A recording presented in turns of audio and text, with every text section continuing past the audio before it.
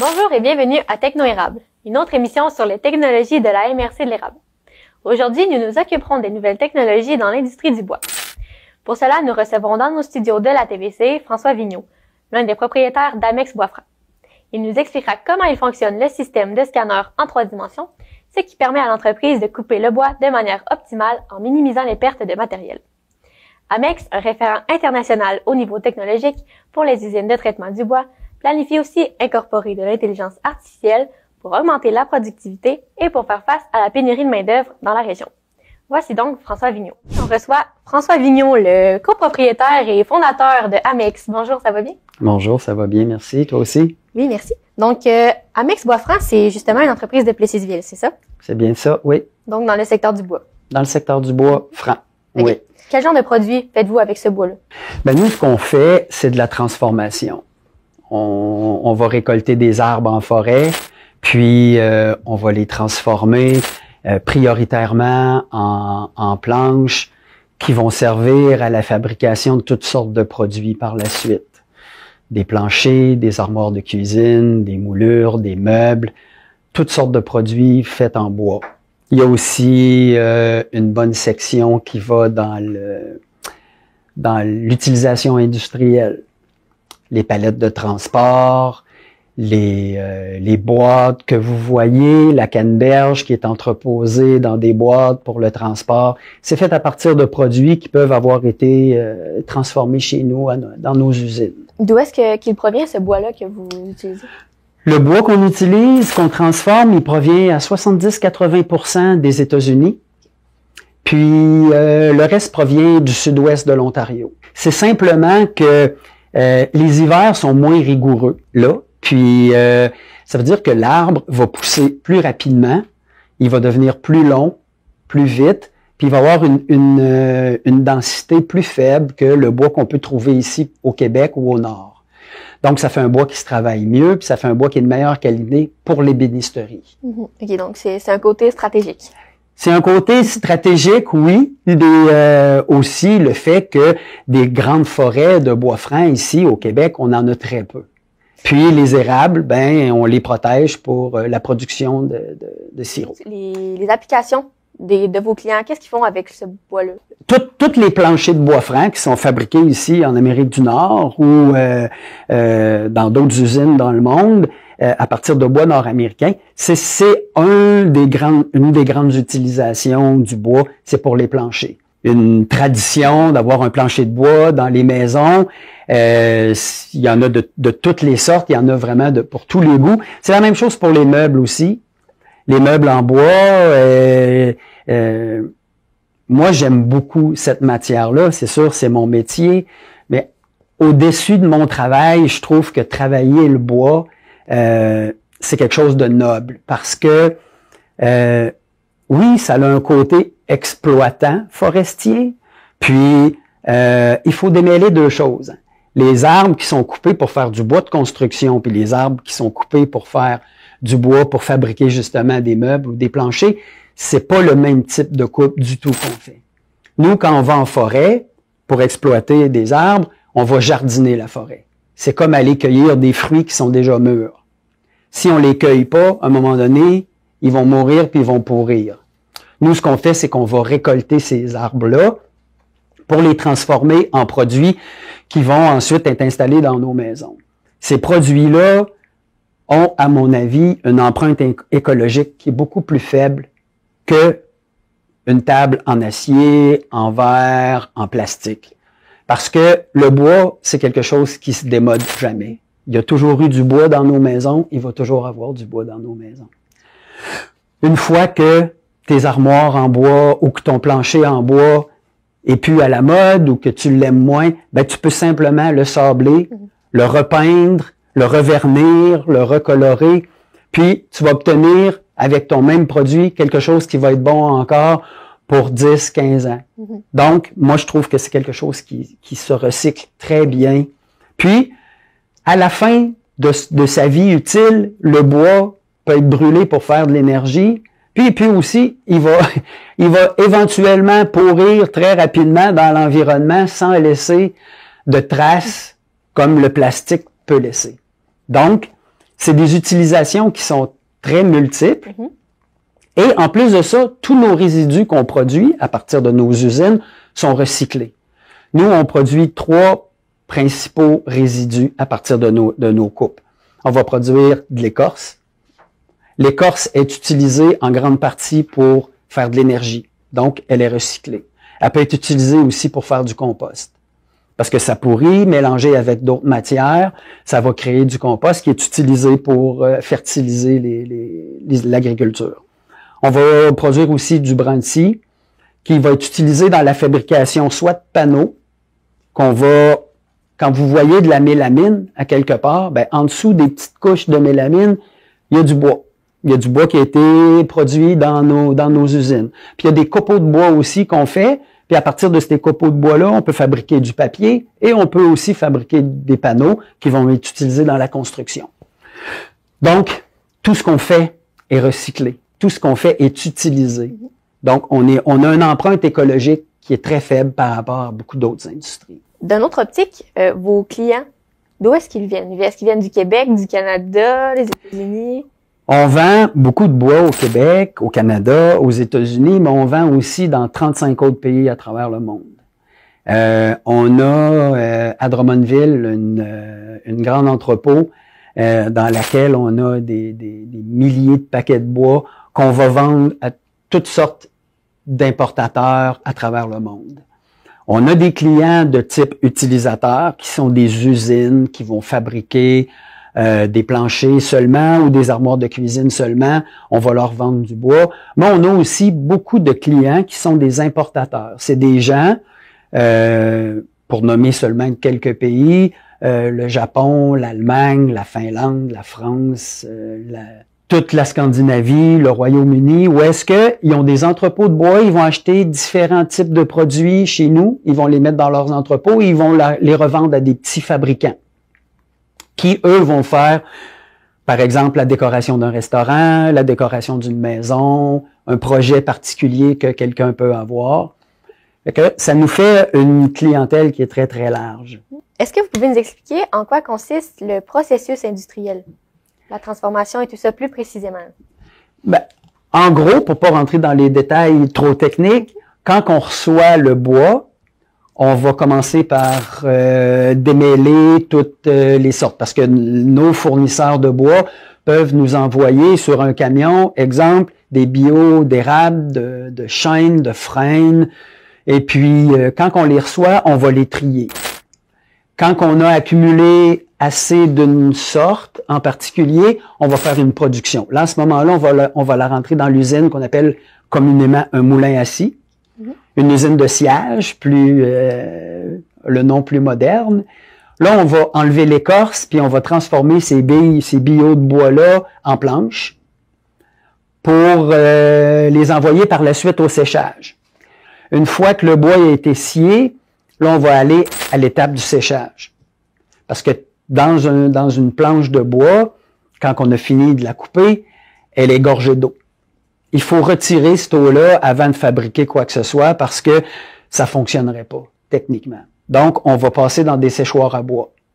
Un séchoir à bois, c'est comme un immense four dans lequel on va entreposer les paquets de bois puis on va faire le séchage. Quand on a fini de retirer l'eau, on va sortir le bois du séchoir.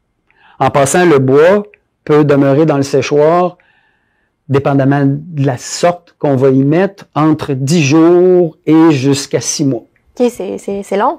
Ça peut être très long. Dépendamment des sortes de bois, oui, ça peut être très long. Okay. Fait qu'on va retirer le bois du séchoir quand on a fini de retirer l'eau, puis après ça, à la fin, il va passer dans les mains des classificateurs. Puis un classificateur va regarder chaque pièce de bois qui est sortie du séchoir, puis il va lui donner une qualité. Dépendamment du client, du besoin, on va classifier le bois selon ce que l'arbre nous a donné. Une fois que c'est fini de classifier, on va empaqueter ça, puis livrer ça au client selon nos commandes. Un bon processus, là. Ça dure combien de temps environ? Là? En moyenne, là, de la réception de la bille de bois jusqu'à l'expédition, ça va durer 3-4 mois. Okay. Avant qu'on puisse retourner le bois au client utilisateur. Ouais. Et pour l'émission Techno-Érable, justement, quel genre de technologie est-ce que vous utilisez chez Amex? La technologie qu'on utilise présentement, c'est on a beaucoup de vision en 3 dimensions. La vision en 3 dimensions, elle a été développée pour maximiser l'utilisation de chacune de nos morceaux. C'est ce qu'on appelle communément des scanners. Fait que chaque bille de bois va passer dans un scanner, puis les scanners vont analyser la bille, puis ils vont proposer aux techniciens quoi faire avec pour maximiser le rendement de chaque bille de bois. C'est assez spectaculaire à voir, c'est ultra rapide, puis ça permet à nos techniciens de maximiser, comme je vous disais, le rendement. Puis, ce qui est très bon pour l'environnement, parce que depuis qu'on a ces outils-là, avec le même lot de bois, on est capable de sortir plus de produits. Puis, c'est très rapide. C'est ultra rapide. Donc, on a augmenté aussi nos capacités de production avec des outils comme ça. Et justement, ces scanners-là, est-ce que c'est gros? Est-ce que ça fonctionne avec des caméras? Ça fonctionne avec des caméras qui sont placées à des endroits stratégiques. Puis, soit que la bille ou la pièce de bois va passer à travers le scanner, être analysée en quelques fractions de secondes, puis être processée par la suite. Okay. Ouais. Et est-ce qu'il y en a juste un ou vous en avez plusieurs? On a plusieurs scanners. Okay. Oui, on a présentement... Ils ont toutes la même fonction? Ils n'ont pas toutes la même fonction. C'est des scanners qui ont des fonctions différentes. Il y en a que c'est pour du dimensionnel. Il y en a que c'est pour de la coupe. C'est pas mal tout le même principe. C'est de la vision en 3 dimensions. Okay. Puis, ça, c'est qu'est-ce qu'on utilise pour les coupes de bois. Pour le séchage du bois, on a quand même pas mal de technologies aussi. Mais là, à ce moment-là, ça va être des sondes. C'est beaucoup des sondes de température sèche, sondes de température humide, sondes de chaleur, pour être capable de toujours prendre des mesures à l'intérieur de nos séchoirs, de prendre les bonnes mesures pour ajuster la température. Le séchage du bois, c'est assez technique. Il faut créer un climat pour que le bois sèche convenablement. À ce moment-là, il faut vraiment que ce soit précis. Donc, tous ces systèmes de sondes-là, avant ça, c'était des thermomètres. Okay. On avait des thermomètres de laboratoire qui étaient accrochés un peu partout dans nos charges de bois. Puis plusieurs fois par jour, les techniciens entraient, puis allaient voir les thermomètres, puis prenaient certaines mesures, puis allaient ajuster un petit peu le chauffage pour augmenter, pour diminuer. Maintenant, ça se fait en temps réel. C'est un ordinateur qui est connecté à tout ce paquet de sondes-là qui sont dans les séchoirs. Puis, avec les mesures, avec les lectures qu'ils font en temps réel, ils vont toujours ajuster pour qu'on soit le plus précis possible. Et pour la réception ou de votre bois, justement, est-ce que vous marchez avec des ordinateurs? Oui. Tout ce qui est pour la réception et même l'expédition puis la classification, ça fonctionne tout par ordinateur.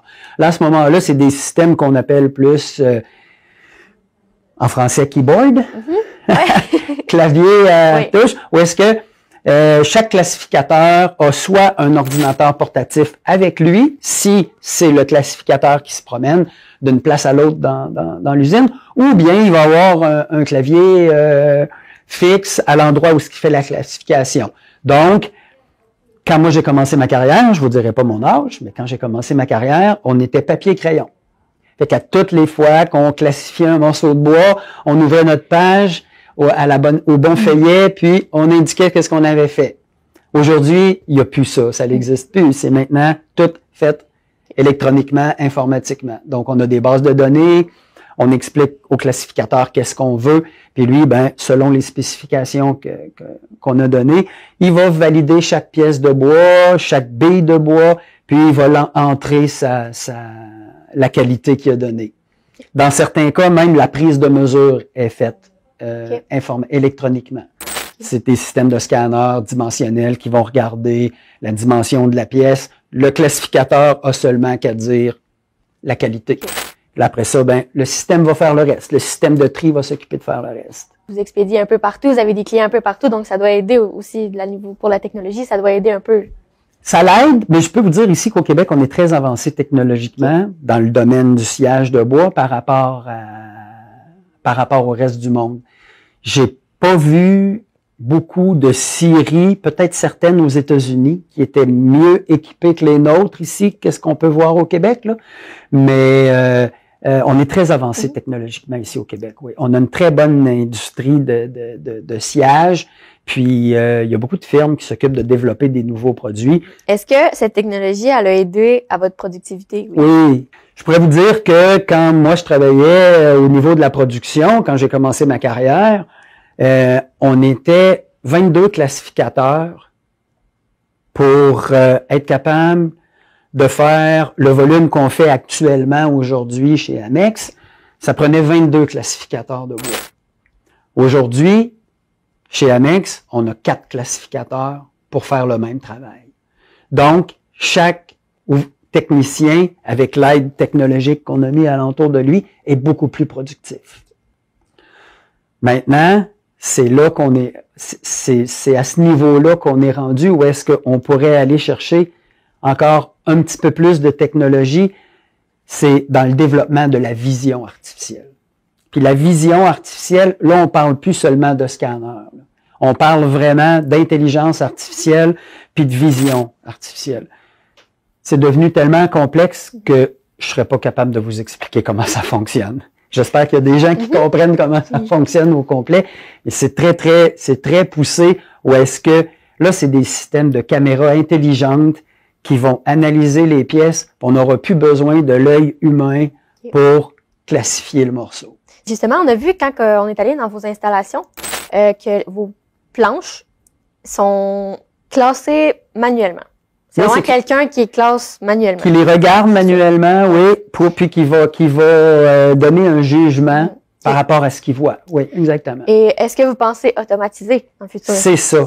C'est là que la vision artificielle puis l'intelligence artificielle pourrait nous aider. Ça pourrait nous aider à augmenter beaucoup la cadence de production. Ce serait vraiment un logiciel, un algorithme qui classifierait chaque morceau de bois. Aujourd'hui, on peut penser qu'un classificateur chevronné, là, un senior, peut classifier entre 25 et 30 pièces à la minute, puis ça va être pas mal sa capacité maximum de passer Un outil comme ça peut passer des centaines de pièces à la minute, le nombre est illimité. Donc, le rôle du classificateur serait de surveiller la machine et de contrôler à ce que la machine fonctionne bien et non de faire tout le travail. Puis c'est vraiment le futur. C'est vraiment le futur. Avec la crise de la main-d'œuvre qu'on traverse présentement et les nouveaux métiers, les métiers traditionnels de classificateurs de bois sont beaucoup moins à la mode, puis je te dirais qu'ils sont plus à la mode du tout. Quand moi j'étais étudiant, on était 50 à 60 étudiants à sortir chaque année de l'école forestière où est-ce que je suis allé pour devenir soit scieur de bois ou classificateur de bois. Aujourd'hui, il y en a moins que 10 à chaque année qui sortent. Puis les besoins de l'industrie sont encore là. Donc, il faut vraiment aller vers les technologies. C'est vraiment plus un choix. Et puis, cette intelligence artificielle-là, est-ce qu'elle aurait d'autres fonctions dans votre entreprise? Pas celle-là particulièrement. Il y a d'autres technologies qu'on pourrait utiliser, qu'on a commencé à tester aussi, pour maximiser les transports, par exemple. On a un logiciel qui travaille avec l'intelligence artificielle qui peut faire le choix de tous les produits que tu as dans ton entrepôt pour faire le camion le plus équilibré possible. Parce que, je vous explique rapidement, les camions qui transportent nos produits sont limités en poids. On peut pas mettre autant de produits qu'on veut sur un camion parce que c'est des produits qui sont pesants. Donc, pour maximiser les transports, on est en train de tester un logiciel qui va choisir automatiquement les paquets dans notre inventaire, puis qui va dire, si tu mets ça sur le camion, puis de telle façon, tu vas optimiser ton chargement. C'est très rapide, c'est ultra rapide. C'est quelque chose qui pourrait prendre 1 à 2 heures à quelqu'un à faire manuellement, puis à regarder, que ce logiciel-là va faire en des fractions de secondes. C'est une technologie qu'on est en train de tester qui va nous aider. Mais vraiment, la technologie de vision artificielle est vraiment celle qui va venir nous aider le plus à pouvoir continuer notre expansion. Ce sera révolutionnaire. Tu travailles avec l'intelligence artificielle, il faut que tu lui apprennes des trucs. Quand tu lui apprends des trucs, après, elle est capable de le répéter des milliers de fois sans jamais se tromper. Okay. Et pour apprendre justement à l'intelligence artificielle comment fonctionner, est-ce que vous avez des ingénieurs? Comment ça fonctionne? C'est plutôt des techniciens qui ont été formés chez nous ou bien formés dans des écoles de classification, qui ont appris les normes, de classification de bois. C'est eux qui vont entrer tous les paramètres dans le système pour faire la classification de chaque morceau de bois. Qu'est-ce qui a fait que vous avez changé pour la technologie? Quand un technicien ou un ouvrier a les bons outils avec lui pour faire son travail, il est encouragé.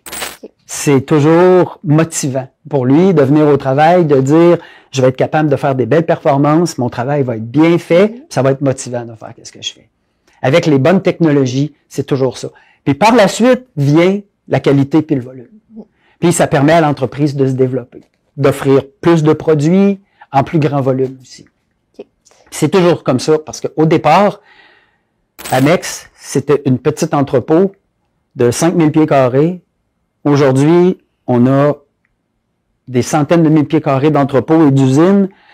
On est un groupe de plus de 90 employés. Jamais j'aurais pensé qu'on aurait fait autant de volume de bois qu'on fait aujourd'hui. Mais en se dotant toujours des bons outils puis de la bonne technologie, ça nous a permis de toujours évoluer puis d'évoluer dans le bon sens. On a vu aussi, quand on est allé visiter, que les bios sont trempés. Il y en a qui sont mouillés. Certains bios sont mouillés, oui. Et d'autres non. Et d'autres non. Pourquoi? Ça, c'est pour la conservation du bois. OK. Un arbre, c'est un être vivant. Quand on le coupe, il arrête de vivre, puis il commence à dépérir. Si on laissait un arbre coupé dans le bois, au bout d'un certain nombre d'années, il va devenir en compost. L'arrosage du bois nous permet de couper l'oxygène dans les empilements et de rafraîchir la température aussi. Ça nous permet de conserver le bois en bon état plus longtemps. Okay. On fait cet arrosage-là en saison chaude. On va le commencer au mois de juin, on va le terminer au mois de septembre. Pendant ces mois-là, quand la température est chaude à l'extérieur, on va arroser le bois pour le conserver. Okay. Ce système d'arrosage-là, il a été conçu pour la récupération de l'eau en même temps. Tous nos sites d'entreposage sont sur des terrains asphaltés.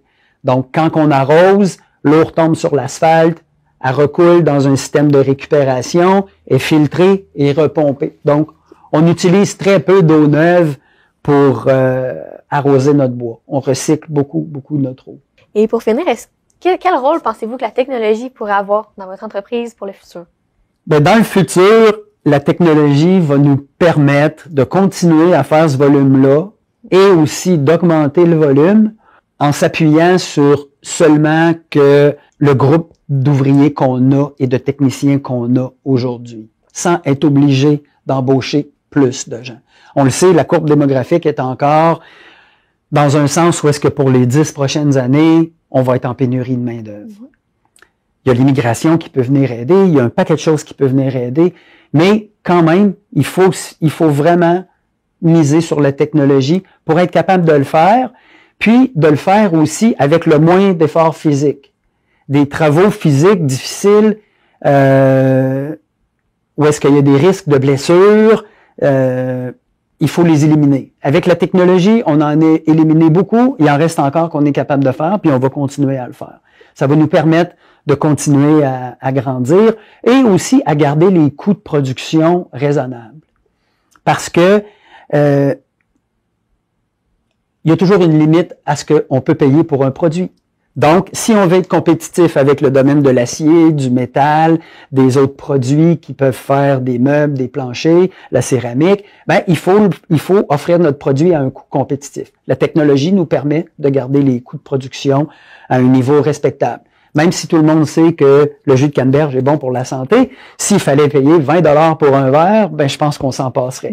Il faut que, comme dans notre industrie, toutes les industries font face à ce défi-là, puis nous autres aussi. Et je crois que vous aviez un petit mot pour la fin. On a toujours misé chez Amex de faire beaucoup de formations à l'interne. La majorité de nos techniciens sont arrivés chez nous sans expérience et même sans connaissance dans le domaine du bois. Puis il faut pas penser parce qu'on est en entreprise dans le domaine du bois qu'il faut aller dans une école de bois pour travailler chez nous et pour bien réussir. Les gens qui sont venus chez nous, certains avaient des bases, certains avaient rien du tout. Puis, ils ont tous fait leur apprentissage à l'interne. Fait qu'avec ça, ben, ça permet à des gens qui n'ont pas nécessairement le goût d'aller à l'école ou qui ont fait des études dans un milieu que finalement ils aiment moins. S'ils veulent venir voir qu'est-ce qu'on fait, ben, je vous invite à venir voir ce qu'on fait. On a des postes qu'on peut offrir, puis avec un minimum de formation qui est faite chez nous, vous pouvez avoir, les gens peuvent avoir des emplois qui sont vraiment intéressants, puis motivants. C'est comme ça, c'est sur ça qu'on a basé. On aime engager des gens qui sont de la région, qui veulent rester dans la région, puis avoir quand même un travail qui est motivant et intéressant. Bon, merci beaucoup d'être venu. C'était très intéressant. On a pu comprendre mieux le fonctionnement de votre entreprise avec la technologie. Donc, merci beaucoup. Ben, ça me fait plaisir. Vous avez entendu comment l'informatique se met au service du traitement du bois, la coordination de la réception et livraison des commandes industrielles partout dans le monde, la création de climats artificiels pour sécher le matériel, entre autres. Peu à peu, l'intelligence artificielle commence à être considérée comme un moyen futur nécessaire pour la croissance, dans cet exemple, de l'industrie du bois. Nous arrivons de cette manière à la fin de cette émission de Techno-Érable. La semaine prochaine, nous développerons de nouveaux sujets technologiques pour vous informer sur les nouveautés qui vous intéressent. Pour l'instant, nous vous disons à la semaine prochaine!